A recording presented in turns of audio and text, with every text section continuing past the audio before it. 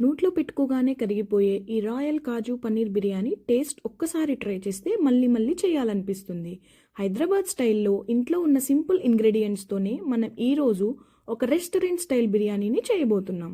చూస్తుంటేనే నోరూరిపోయేంత కలర్ఫుల్గా, టేస్ట్ చూస్తే హోటల్ బిర్యానీ కూడా తక్కువ అనిపించేలా ఉండబోతుంది. Hello everyone, welcome back to our YouTube channel Kaji life with Vani. ఈరోజు మనం చేయబోయేది స్పెషల్ రెసిపీ కాజు పనీర్ బిర్యానీ. ఇది ఒక్కసారి చేస్తే ఇంట్లో అందరూ ఫిదా అవ్వాల్సిందే. అయితే మన రుచికరమైన జర్నీని లేట్ లేకుండా స్టార్ట్ చేద్దాం. ముందుగా ఒక బౌల్ తీసుకొని అందులోకి కొంచెం ఉప్పు, కారం, కొరియాండర్ పౌడర్, అలాగే కొంచెం పసుపు, 1 టేబుల్ స్పూన్ ఆఫ్ ఆయిల్ వేసి బాగా మిక్స్ చేసుకోవాలి. ఈ మిశ్రమంలోకి ముందుగానే చిన్న చిన్న పీసెస్గా కట్ చేసుకున్న పన్నీర్ ముక్కల్ని వేసి ఈ మసాలా మొత్తం పన్నీర్ ముక్కలకి బాగా కోట్ అయ్యేలాగా కలుపుకోవాలి. పన్నీర్ అనేది చాలా సాఫ్ట్గా ఉంటుందండి, సో జెంటిల్గా కలుపుకోండి. మన మసాలా మొత్తం పన్నీర్కి ఈ విధంగా కోట్ అయిన తర్వాత ఈ బౌల్ని ఒక 5 to 10 మినిట్స్ పక్కన పెట్టేసుకోవాలి. తర్వాత నేను ముందుగానే ఒక 2 కప్పుల బాస్మతి రైస్ని శుభ్రంగా కడిగి వాటర్ పోసి పక్కన పెట్టుకున్నానండి. అలాగే 1 ఆనియన్ని చిన్న చిన్న స్లైసెస్గా కట్ చేసుకుంటున్నాను ఫ్రైడ్ ఆనియన్స్ కోసం. దాన్ని కూడా బౌల్లో తీసి పక్కన పెట్టుకున్నా. ఇప్పుడు మన బిర్యానీ గ్రేవీ కోసం 1 ఆనియన్, 2 టొమాటోస్ని పెద్ద సైజు కాబట్టి 2 తీసుకున్నానండి, చిన్నవైతే 3 తీసుకోండి. అలాగే ఒక 5 నుండి 6 వరకు పచ్చిమిర్చిని చీల్చుకొని పక్కన పెట్టుకోవాలి.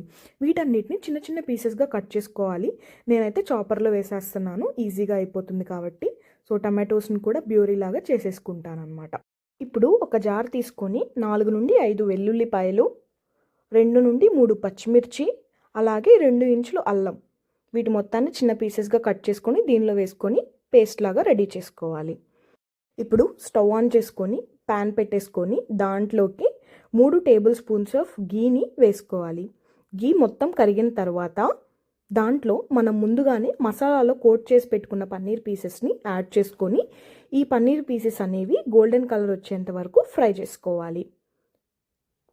గుర్తుపెట్టుకోండి, పన్నీర్ అనేది ఎక్కడ బ్రేక్ అవ్వకూడదు. నిదానంగా అన్ని వైపులా తిప్పుకుంటూ ఈక్వల్ కలర్ వచ్చేంత వరకు ఫ్రై చేసుకోవాలి. చూసారా, పన్నీర్ ఉడుకుతుంది. గోల్డెన్ కలర్ వచ్చేంత వరకు నీట్గా తిప్పుకుంటూ ఇలాగా ఫ్రై చేసుకోవాలి.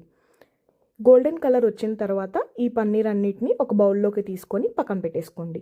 ఇప్పుడు దీనిలోకి ఒక 2 table spoons of oil add చేసి హోల్ గరం మసాలాని ఇందులో వేసుకోవాలి. ఈ బిర్యానీ ఆకు, ఈ గరం మసాలా ఇవన్నీ కొంచెం ఫ్రై అయిన తర్వాత మనం ముందుగానే చిన్న చిన్న పీసెస్గా చాప్ చేసి పెట్టుకున్న ఆనియన్స్ ఉన్నాయి కదా, ఆ ఆనియన్స్ని వేసి ఫ్రై చేసుకోవాలి. ఈ ఆనియన్స్ ఫ్రై అవుతూ ఉండగానే 4 నుండి 5 పచ్చిమిరపకాయలు మనం చీల్చి పెట్టుకున్నాం కదా, వాటిని ఇందులో వేసేసి వీటిని కూడా ఫ్రై చేసుకోవాలి. ఈ ఆనియన్స్, పచ్చిమిర్చి కొంచెం ఫ్రై అయ్యి లైట్ గోల్డెన్ కలర్లో వచ్చిన తర్వాత మనం ప్రిపేర్ చేసి పెట్టుకున్న జింజర్ గార్లిక్ పేస్ట్ని 2 నుండి 3 టేబుల్ స్పూన్స్ ఇందులో వేసి దీన్ని కూడా ఫ్రై చేసుకోవాలి. పచ్చివాసన పోయేంత వరకు ఈ జింజర్ గార్లిక్ పేస్ట్ని ఫ్రై చేసుకోవాలి. ఒకసారి జింజర్ గార్లిక్ పేస్ట్ అనేది ఫ్రై అయిన తర్వాత ఇట్లా దానిలో నుండి ఆయిల్ అనేది రిలీజ్ చేస్తుందండి.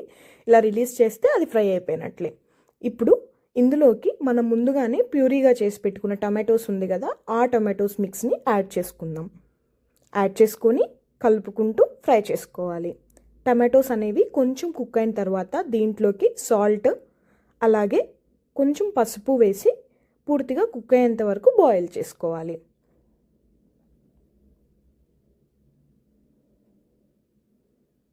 మూత పెట్టేసుకొని బాయిల్ చేసేసుకోండి. ఒక 5 మినిట్స్ తర్వాత చూసారా, నా టొమాటోస్ అనేవి కుక్ అవుతున్నాయి. ఇప్పుడు దీనిలోకి మన రుచికి సరిపడా కారాన్ని, అలాగే 1 టేబుల్ స్పూన్ ఆఫ్ కొరియాండర్ పౌడర్ని యాడ్ చేసుకోవాలి. యాడ్ చేసుకొని కలుపుకొని దీన్ని కూడా బాయిల్ చేయాలి. ఇప్పుడు దీనిలోకి 2 టేబుల్ స్పూన్స్ ఆఫ్ కర్డ్ని వేసి కర్డ్ అనేది ఈ మసాలాలోకి బాగా ఇంకిపోయేంత వరకు ఫ్రై చేసుకోవాలి. గ్రేవీలోకి కర్డ్ అనేది బాగా కలిసిపోవాలండి. మీకు ఎక్కడ ఈ తెల్లగా కనిపించేదంతా కనిపించకూడదు. మూత పెట్టేసి కుక్ చేసుకుందాము. ఇది మొత్తం కుక్ అవ్వడానికి ఒక 10 నుండి 15 మినిట్స్ అనేది పడుతుంది. సో ఈలోపు మన దమ్లోకి కావాల్సిన బిర్యానీ రైస్ని ఎలా కుక్ చేసుకోవాలో చూద్దాం. పక్కన పెట్టేస్తున్నానండి మూత పెట్టి. సో ఇప్పుడు స్టవ్ ఆన్ చేసుకొని ఒక కడాయి పెట్టేసుకొని దాంట్లోకి 1 టేబుల్ స్పూన్ ఆఫ్ ఆయిల్ని వేసుకోవాలి. ఈ ఆయిల్ అనేది ఫ్రై అవుతూ ఉండగా మన గరం మసాలా, ఫుల్ గరం మసాలాని వేసుకొని ఫ్రై చేసుకోవాలి. ఈ గరం మసాలా కొద్దిగా ఫ్రై అయిన తర్వాత దీంట్లోకి 2 లీటర్స్ ఆఫ్ వాటర్ని పోసుకోవాలి మన రైస్ కుక్ అవ్వడానికి.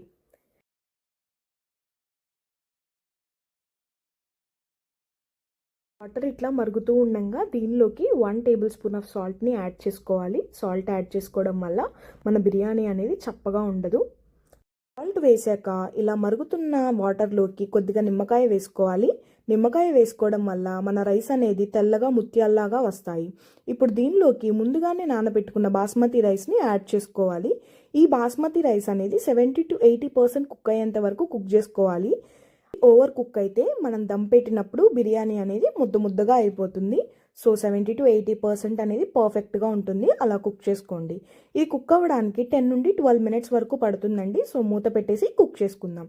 ఈలోపు మన గ్రేవీ ఎలా ఉందో చూద్దాం. చూసారా, నా పెరుగు అనేది గ్రేవీలోకి పూర్తిగా ఇంకిపోయి ఆయిల్ని రిలీజ్ చేస్తుంది. అంటే ఇది పూర్తిగా కుక్ అయిందనమాట.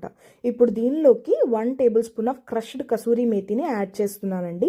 కసూరి మేతి యాడ్ చేయడం వల్ల అరోమా అనేది చాలా బాగుంటుంది. అలాగే టేస్ట్ కూడా చాలా బాగా వస్తుంది. మీరు ఎప్పుడు ట్రై చేయకపోతే ఒకసారి ట్రై చేయండి. దీనిలోకి ఇప్పుడు 1.5 టీ స్పూన్ ఆఫ్ బిర్యానీ మసాలాని యాడ్ చేసుకోవాలి. కొంచెం ఫ్రై అయ్యాక మనం ముందుగానే ఫ్రై చేసి పెట్టుకున్న పన్నీర్ ఉంది కదా, దాన్ని ఇందులో వేసేసి కలుపుకోవాలి. దాని తర్వాత ఇది కొంచెం ఫ్రై అయిన తర్వాత దానిలోకి చిన్నగా కట్ చేసి పెట్టుకున్న పుదీనా, కొత్తిమీర అలాగే ఫ్రైడ్ ఆనియన్స్ ఉన్నాయి కదా, అవి వేసి కలుపుకోవాలి. ఆ తర్వాత గీలో రోస్ట్ చేసుకున్న కాజు ఉంది కదా, ఆ కాజును కూడా దీనిలో వేసి కలుపుకోవాలి. కలుపుకున్న తర్వాత దీన్ని ప్యాన్ మొత్తం ఇలా స్ప్రెడ్ చేసుకొని మనం ముందుగానే 70 to 80% కుక్ చేసుకున్న బాస్మతి రైస్ ఉంది కదా, ఆ బాస్మతి రైస్ని లేయర్స్గా ఇందులో వేసేసుకోవాలి. ప్యాన్ మొత్తం స్ప్రెడ్ అయ్యేలాగా ఈక్వల్ లేయర్స్గా మన రైస్ మొత్తాన్ని స్ప్రెడ్ చేసేసుకోండి. ఈ స్ప్రెడ్ చేసుకున్న దాని మీదకి కొద్దిగా ఫ్రైడ్ ఆనియన్స్, చిన్న పీసెస్గా కట్ చేసుకున్న పుదీనా, కొత్తిమీర అలాగే మన మిగిలిన కాజు ముక్కల్ని వేసుకోవాలి. తర్వాత కొద్దిగా మిల్క్లో కానీ వాటర్లో కానీ ఫుడ్ కలర్ ఉంటుంది కదా, దాన్ని కలిపేసుకొని దాన్ని దీని మీద కొంచెం వేసుకోవాలండి. ఫుడ్ కలర్ వేసుకోవడం వల్ల మన బిర్యానీ అనేది చాలా కలర్ఫుల్గా వస్తుంది. సో ఇప్పుడు నేను ఆల్రెడీ ముందుగానే ఫుడ్ కలర్ని మిల్క్లో మిక్స్ చేసి పెట్టేసుకున్నానండి. కొద్దిగా వాడుతున్నాను నేను. ఆ కొద్దిగానే ఇక్కడ వేసేసుకోవాలి. బట్ అది హెల్త్కి అంత మంచిది కాదంటారు. స్కిప్ చేసుకోవాలనుకున్న వాళ్ళు స్కిప్ చేయొచ్చు. ఆ తర్వాత మన రైస్ని ఇందాక 70 to 80% మాత్రమే కుక్ చేసాం కదా, సో మిగిలింది కుక్ అవ్వడానికి కొద్దిగా, చాలా కొద్దిగా అంటే కొద్దిగా వాటర్ని పైన యాడ్ చేసుకుంటున్నాను. తర్వాత 2 నుండి 3 టిష్యూ పేపర్స్ తీసుకొని దమ్ పెట్టేసుకోవాలి. ఇట్లా టిష్యూ పేపర్ని రైస్ అంతా కవర్ అయ్యేంత వరకు కవర్ చేసేసుకొని దమ్ పెట్టేసుకోవాలి. టిష్యూ పేపర్ మీద కొద్దిగా వాటర్ చల్లుకుంటే మనం తీసేటప్పుడు కింద ఉన్నది ఏది టిష్యూ కంటకుండా నీట్గా వస్తుంది. దీన్ని 10 to 15 మినిట్స్ వరకు మంటని లో ఫ్లేమ్లో మాత్రమే పెట్టి కుక్ చేసుకోవాలి. మినిట్స్ తర్వాత తీస్తుంటే చూసారా, నా బిర్యానీ అనేది టిష్యూ పేపర్కి ఏమీ అంటకుండా నీట్గా వచ్చేసింది. మనం వాటర్ యాడ్ చేసుకోవడం వల్ల ఇలా వస్తుంది. చూడండి, ఎంతో కలర్ఫుల్గా పర్ఫెక్ట్గా కుక్ అయిన బిర్యానీ అనేది ఎంత బాగుందో. ఈ బిర్యానీ టేస్ట్ అయితే ఒక్కసారి చూస్తే మళ్ళీ చేసుకోవాలనిపిస్తుందండి. చూస్తుంటేనే నోట్లో నీళ్ళు ఊరిపోతున్నాయి కదా. మీరు కూడా మీ ఇంట్లో ట్రై చేసి టేస్ట్ ఎలా వచ్చిందో కమెంట్స్లో నాకు కూడా చెప్పండి. అన్నట్టు చెప్పడం మర్చిపోయా, ఈ పన్నీర్ అనేది నేను ఇంట్లోనే తయారు చేసుకున్నానండి. హోమ్ మేడ్ పన్నీర్ ఎలా తయారు చేసుకోవాలో నెక్స్ట్ వ్లాగ్లో చూద్దాం. Thanks for watching. Lots of love. Don't forget to like, share and subscribe to my channel. See you in the next video. Bye.